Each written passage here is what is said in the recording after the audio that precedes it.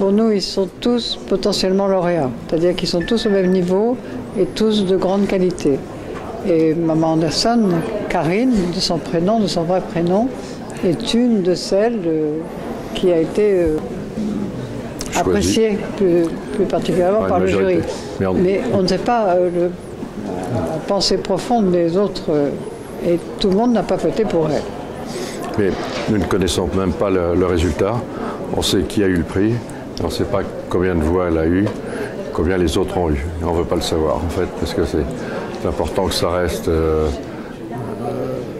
de secret entre il y a un gagnant et les autres, il n'y a pas un deuxième, un troisième.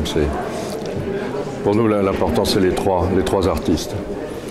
C'est un prix qui représente un peu d'argent, 15 000 €. Les deux autres ont 5 000 €.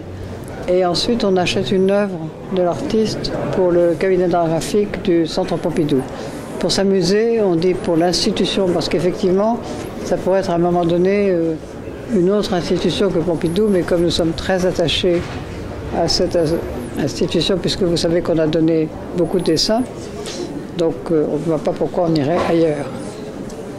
On a été approché par le Salon du dessin pour montrer notre collection à l'époque. Comme chaque année, il y a une collection institutionnelle ou privée. Et à partir de là, après cette exposition, on nous a proposé de montrer notre prix ici, qui était un vrai plaisir. Donc c'est depuis 2010. Et on y est. D'abord, c'est un salon absolument exceptionnel, connu du monde entier. Il y a quand même plus de 25 ans qu'il existe. Donc c'est pour notre prix très, très important. Et ce mélange en plus de l'art contemporain et de l'art plus ancien est très bien, parce que ça montre qu'il n'y a pas de limite et qu'il n'y a pas de frontières en tout cas. En revanche, ce qui peut rattacher un petit peu tous ces dessins, c'est que beaucoup ont été faits à partir d'images. En fait, ce qu'elle fait, c'est qu'elle collectionne les images. C'est une grande collectionneuse d'images. Depuis toute petite, elle nous a expliqué qu'elle allait trouver des images dans les livres, dans les magazines. Elle chine aussi beaucoup. Elle achète des photographies anciennes sur les marchés, dans les brocantes. Et elle a tout un tas d'images comme ça qu'elle entrepose dans son atelier par catégorie. Elle a des paysages, des portraits.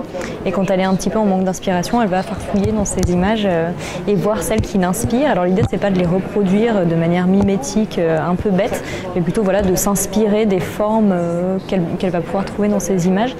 C'est quelque chose notamment qu'elle a fait avec ce dessin que vous avez ici de la femme un petit peu prostrée, en fait qu'elle a réalisé à partir de la photo d'une aliénée des années 1920 qu'elle a trouvée dans un marché et qu'elle a reproduite à de nombreuses reprises. Je crois qu'il y en a une demi-douzaine qu'elle a faites comme ça, selon des techniques variées aussi en dessin.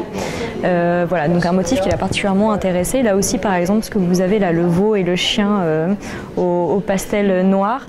C'est une image qu'elle a trouvée dans un livre de contes russes. Donc voilà, c'est des images qui l'inspirent, à partir desquelles elle va broder, créer une atmosphère parfois différente.